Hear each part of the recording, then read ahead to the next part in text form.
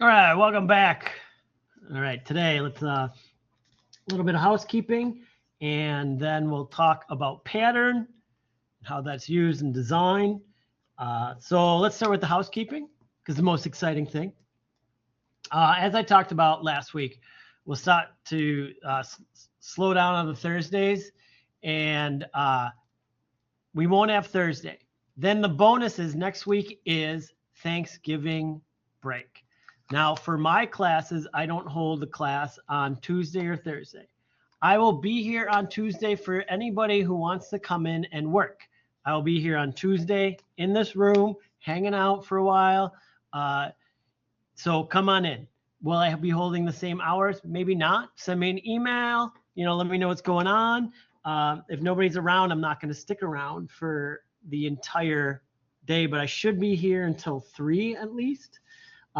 And that's next week, Tuesday. If you need me here longer and you're here, let me know, but don't come at 3 and ask me to stay till 5. Email me in advance and let me know, like, hey, I really want to work. Come in early. Let's work together early. So that I will repeat that. Thursday, there won't be a lecture. I want everybody to get caught up, do what they got to do, work, spend extra time and not worry about logging in. The next week is Thanksgiving break week. Just my classes and my classes alone are set up so you do not have any new work or any lectures from me next week, but I will be around to answer questions through Blackboard, and I'll be here on Tuesday to help out or to have the room open if anybody needs it. And then we will continue on, and I will see you again on December 3rd, and then there's 2 weeks left. So I highly suggest that if you are behind, you're missing stuff, you use that week to get caught up, because when the semester ends, it ends. It shuts off on December 15th at midnight and doesn't open back up. There's no like, well, but I didn't know. You know now. I'm letting you know now. I will repeat this ad nauseum until that day, but it ends. So anything you didn't get turned in, you lost out on. You get the grade that you're going to get. So be smart, work wisely, and get your work done. We've been doing this this is our week 14. You know what to do. You know how to do it. Let's do it. Let's get it done. We're almost done. You should be gliding home, not stressing about all the work you didn't do. Yeah, a lot of you did it in reverse. Oh, I should have done it sooner so I could have like relaxed now. But a bunch of you just got to work on it. So with that said, we'll talk about pattern today, pattern design. I'll talk, we know the research. I'll talk a little bit about the project, and then I'll talk about the rough drafts that you have due as well. It's very exactly the same as what you did for the poster. It's just laid out a little bit differently. All right, let's talk about pattern and repetition in design. I think this one's a big one in the fact that I just talked to another class about design consistency throughout many project pieces. So right now, you aren't working on anything that goes across more than one media, meaning like if you do a poster for me, it's a single poster. You're doing this graphic designer pamphlet, it's a single piece. But as you progress, you start doing things that will be repeated across like several pages, or you do a poster, a flyer, magazine ad, and something else. And they all need to look the same. And one of those that works with it, it is almost like creating a pattern, because you want people to see something in one area, turn their head, and be able to recognize it somewhere else as being part of that same campaign. We call it a brand campaign.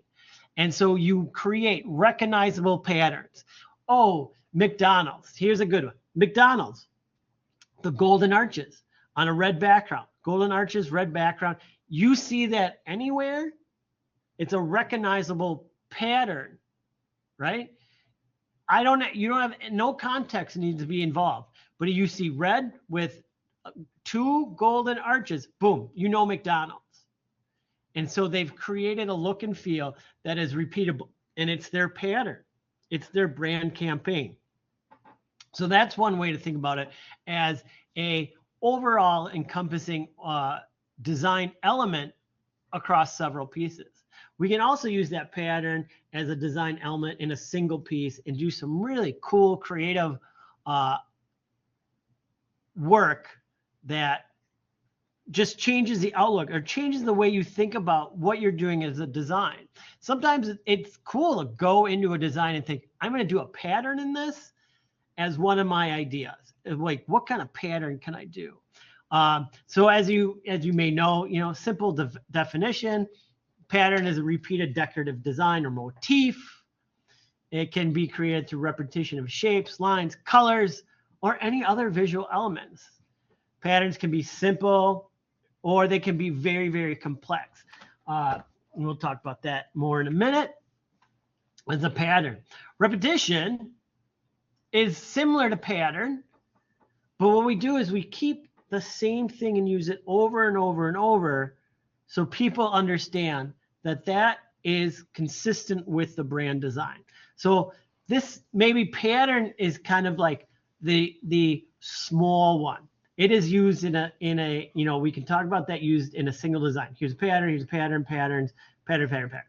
But then this repetition is almost the broader. If I'm going out or I have a client that has asked me to do a poster, I need to bring in elements that they have done in the past into my new poster.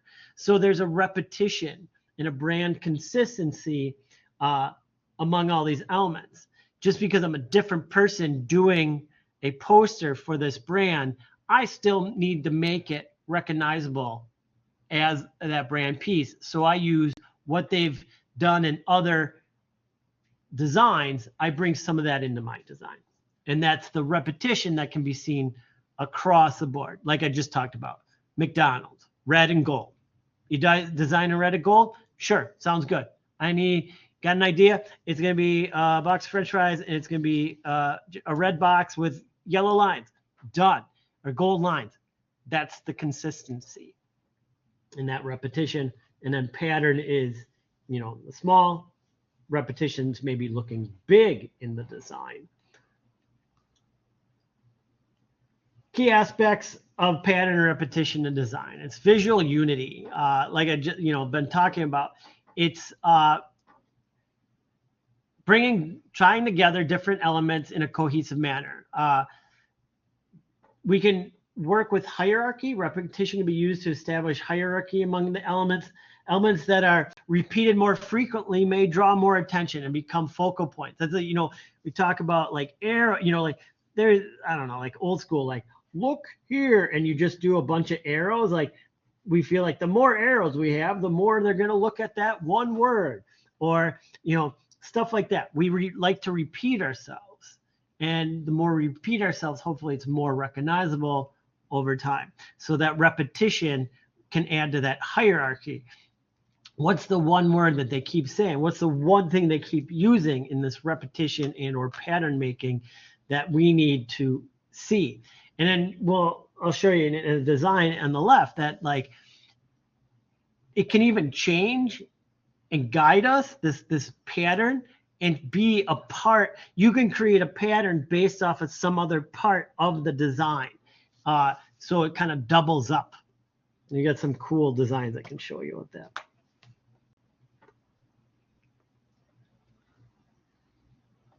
Texture and depth. Patterns can add texture and depth to a design, creating a visual interest. They can also suggest depth and dimension when applied in a way that implies a surface or layering. It's a great way to work. I showed you that one piece with the moose. It's not this one. When we were talking about texture, I showed you that one piece that used the moose, and it had that geometric texture that was cut out and shifted up, and then they used that same design to come down and have like the information in it. That's what we're talking about. That's how that can be used in a cool way. Love that kind of stuff. Using that texture to add depth and imply surface layering, but still be a part of the full design. I've been talking about it, for a couple minutes here. brand identity. Consistent use of pattern or repeated visual elements can become the recognizable part of a brand's identity. I'm blanking on something, but there's a ton of things out there where all you need to see is a portion of the logo or a portion of the color and some white. Like if I showed you like an eighth of the Starbucks logo, you'd probably immediately be like, oh, Starbucks. If I showed you just a tiny bit of a different logo, you'd be like, oh, that's that logo. So we can see that, and it becomes a pattern and visually identifying with that. So logos become that pattern that we see. We don't need to see it maybe over and over and over, but use across the board. That's where it works really well. Emphasis. So breaking the pattern or introducing variation within a repeating design can draw attention to a specific element. That is called an anomaly. I love the use of pattern and anomaly. I think it's the coolest thing. We show you it being used on the left, on the right when I show you the elements, but it doesn't take much. And I honestly, I have, from when I was in college, we had to do a whole like piece in colored pencil, and I did this Greek tiles and like shaded, like big board, all hand done, and it was about repeating and creating an anomaly within the design. I think I still have that 30 years later. I think it's in my, stored away in a portfolio case somewhere. But I still remember that, like breaking the pattern, introducing an anomaly into the pattern really catches the eye and gets people to think. Then the other one is culturally. If you are designing for a specific culture, they may be Asian, African American, Mexican, Eastern European, like everybody's got their pattern. We even show you an American one coming up, that patterns are part of a cultural experience as well. And you can use those patterns to emphasize that within your design if need be. I don't want to say it's always needed, but it's a good way to do it. It is an obvious way to do it. So, sometimes it's the first thing, or everything that is always portrayed from that culture is always done in that way. It may be, a little bit old. What was I seeing? We're working on food trucks for a different class. And of course, like, I don't think we had Mexican food trucks, but I was showing some examples. And of course, like the green, white, and red of the Mexican flag is like on every truck. Like every taco truck uses that color theme because it's their flag, and it's like, so it's recognizable. And they think in doing that, that's going to help in people understanding and recognizing. So it's in more areas than you think. And now that you know about it, you're going to start recognizing it more, and how often pattern really is used in design. And it is used more in like this cultural significance and signifying more about that culture, or that this is based on that culture. And you'd be surprised about how much you actually know and can recognize when you see a pattern and be like, oh, I think that's from this area. And it's very interesting in how that can be. So talking about pattern and talking about the American pattern, the old stars and stripes. I love this design. This is one and two that I talk about. Like a lot of these are like pre-computer, 1980. Because like the Apple Macintosh came out in 84. This was developed by hand. Like somebody thought and sat there and went with the stars. Like, I want to do this repeating pattern. But I wonder if within the pattern of stars, and the way I separate them, they're little groupings of 3. 1, 2, 3, 1, 2, 3, 1, 2, 3. That they delve out, and then they can take the overlapping parts and leave some parts out, that they have this repeating pattern, that within that repeating pattern, they can take the pieces and make this stronger red, white, and blue solid star built among the stars themselves. I love the intricacies of this. Sorry, but I can't talk of this. And just that idea, like somebody just sat there and did the, probably got a group of 3, and with by hand, tracing paper and like shifted it over, did another, and like, okay, if I start here at the center point and I come down and I start coloring, this portion of each one, they line up, like this line is perfectly in line with those lines, which then cuts through. Like, just great thought and detail went into this to be able to figure this out and go from like an abstract pattern to a consistent pattern to a pattern that shows something else within the pattern. I love that kind of stuff. I think it's so cool. And I think it's one of those things you really like look at for a long time and get lost in all the other shapes that it's creating over and over and over. And it's beautiful. It's only 3 colors, kind of grayish page. They have white ink, blue ink, and red ink, and that's it. It's all that's needed. You don't have to go any further than that. I think that's like good about that in general with the patterns is like the less is more. Can grab this one.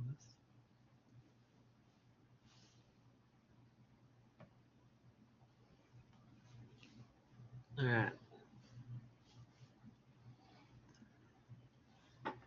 This is the logo.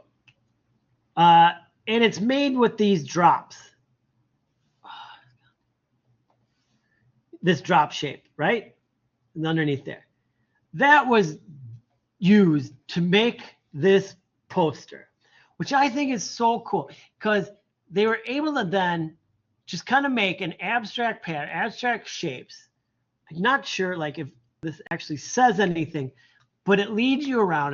You follow around and you can find stuff in it. Like here, there's a heart, and it's a single shape repeated over and over and over in a grid, but placed differently almost each time.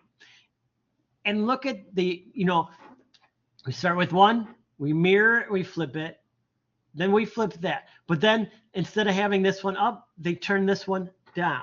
And then, each time they put that tail in a different spot, but they all link together. It's just the same shape, whether it's, 0, 90, 180, 360, I'm missing one in there, 540, flipped, either mirrored left or right.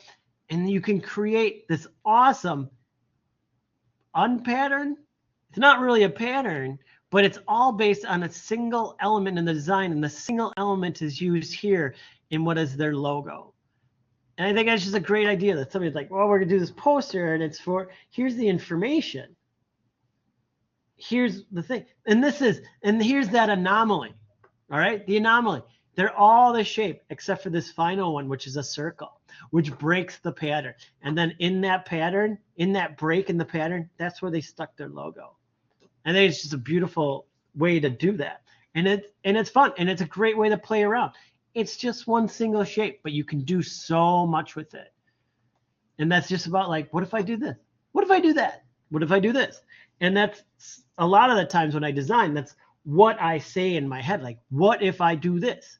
What if I do that? And I experiment. And it's about experimentation and trying things out. I just want this is included in there. This is that like pattern as an influence, as a cultural means, whether this is fabric or a floor or a rug, whatever it may be. We use patterns all the time, and you'd be surprised at how many there are out there, and then how many times there's pattern within randomness. If you look at the ground here at MATC, you'll see it everywhere. You look at the carpet in this room in which I'm teaching, it's supposed to look like a random pattern, but it's not. You can find the repetition within the tiles because they're just carpet tiles, and there's going to be a repetition eventually. So there's pattern in more places than you think. Wallpaper is becoming more popular these days. Wallpaper's a pattern. Any kind of fabric you look on, couches, chairs, everything, it's a pattern. Curtains, pattern. Think of all those places you're going to see a pattern, and those are design patterns. Man, look at clothing. There you go. Start to look at clothing. Look at everybody and what they're wearing and just kind of signify how many times you see pattern used in clothing. That's design pattern. And a lot of times anomalies are designed in, or specific repetition changes are designed in to influence how the design is used in that particular piece of clothing. When we're designing multi-page pieces and you want the consumer, you want your viewer to understand what they're looking at, where they're going with it, and how they're seeing it. And so when you can create a definite pattern. This is page 4 or 5. Then I turn the page 6 and 7, turn the page 7 and 8. They're all designed based on the same pattern. We've changed colors to signify something else that I know I have turned the page, but the layout is the same. I'm not surprised when I go from this page to this page. I'm not digging around each time I want to, you find out about Werner Panton or Joe Colombo or Pill Bredal, that when I go from page to page to page, all the information is where it is on the page, and I know exactly where to look each time. It makes it a very comfortable experience when I'm going through this catalog to know I'm going to turn the page and I'm going to find out about somebody else, and I know that their bio's here, that this is over here, that this is over here, and this is how it works. So again, this is pattern and repetition, but in a larger design base. Magazines, those print magazines, they are based on this somewhat to a degree. They actually have layouts that, like Wired magazine has a specific layout. You may not see it as a viewer of the magazine, but there are very specific things that they do that is very Wired magazine. You look at a fashion magazine, it's going to be different. Elle, whatever, is going to be different. They do have patterns within their magazine design. You may think like, oh, each month is completely different, but no, they actually do. There is a consistency throughout. And finally, like in web design, like it's really good to keep a consistency in web design. Here, this design is based all on squares for 90%. Squares, right edges, equal spacing, equal dimensions. Like it's very, like when we talked about that, the spiral, the golden, triangle, golden mean is, it's almost what this is about. But everything is based off the same setup. This is the same as this. This is just smaller. These 4 are that with equally spaced. Everything is, broken down the middle. It's like their pattern was set up in breaking things in taking them apart off a grid system to create a pattern throughout for this entire web, page to page to page. So we see it, and it's used more often than we think within the design realm. We may think of it as a one-off, but when you look at design as a whole, it is used way more often than one might think. And that's why it's such a rad part about the design as a whole. All right. Let's move on. All right. Of course, find your research, a book cover, a movie poster, and an album cover. Make it look good. Use your design skills. We do these often. And again, we repeat these assignments so you have repetition and you can get better and better each time, and it makes it cleaner and clearer each time you go. You know what to do there. The pattern project is the exact same project as it was for last week. You are going to design, create 2 compositions using color to define pattern in the composition, 2 compositions using shape to define pattern in the composition, and 2 compositions using typography to define the pattern. There it is. One in color, one pattern color, two pattern color, one shape pattern, another shape pattern, and then doing something with typography to create a pattern, to show us pattern and different ways you can use pattern. So have fun with that. And last but not least, your rough drafts. This is the exact same way we were doing the poster, is the way we're going to do the rough drafts for this piece, this designer profile. Let's call it designer profile. That's a good name.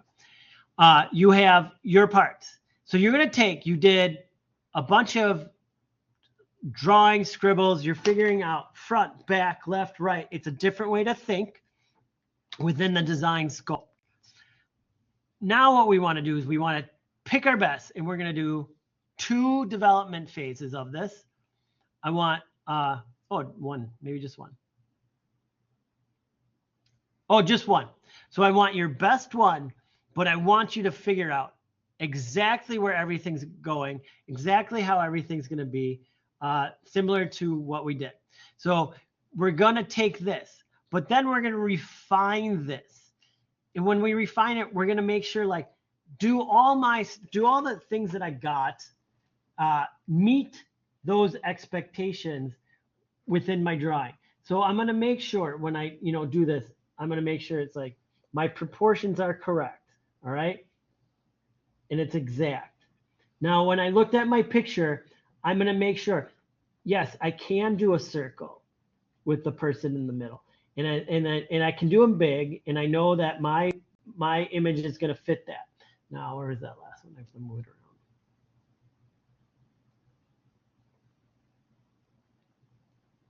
Now, then I'm going to go in and make sure, like, how is their name? Is their name going to fit nicely up here and up here?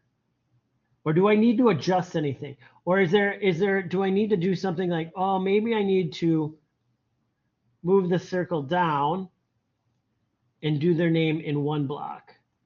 You know what I mean? So maybe that's the change that I want to make here before I go into that final. No. And then, like, the back, I had the site here, and I talked about a pattern maybe going back. Well, I should signify what my pattern is, and maybe even grab it and have in those notes that I write, I can show, like, the person designed and they had a pattern, and in this additional parts, what fonts I'm going to use, what color palette I use, photos and illustrations needed for the pamphlet. What are those? I'm going to find those and get a snippet of it. Say I take my designers, just because I talked about him earlier on with another class, Aaron Draplin, and I go to his stuff, and I know, like, a pattern of his that, like, he likes to do, like, maybe I'm going to do this simple, explosion there. He's got the worst website ever. But he's got really great stuff, but his website is, like, so down and dirty. It's kind of weird. I don't know what that does. Oh, interesting.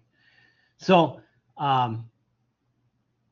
if you want to find that there, like, he's got this tiger and it's got these stripes in it. Well, I want to use that striping in it, that you then talk about that in your better rough draft. So again, just like in the poster, we can bring these drawings then in InDesign and then set things up on top and be like, this is where everything should be. It does help you do that. Doing this as a design practice will speed up your design process. Not guessing. This used to be the biggest thing. People would kind of draw it like this, and then they would guess going into the final, and nothing would look right. And I would just simply take their drawing and put it on top. And I'm like, this is all I did. I superimposed your drawing on top of what you did. And I can tell you didn't do this because your drawing has more life to it, and the way you set things up is better than, like, what you did trying to do it digitally without referencing your drawing. So that's where we're going with these rough drafts, because then all you need to do, you're figuring this out. You can draw and erase so quickly unlike in the design, you got to like undo and delete and move, and it takes more time. But then I can just drop this in and type in the name and be like, this is how it looks. So that's what I want for the refined rough drafts in a couple weeks. So you have time to work on these. You have time to catch up if you're behind, because once we get back from our little special break, we are down to 2 weeks only in the course. And then you move on, then there's winter break, and hopefully you move on to bigger and better things. So oh, that's not the assignment. I'm in the wrong one. I opened up the wrong Finder. So any questions, comments, or concerns?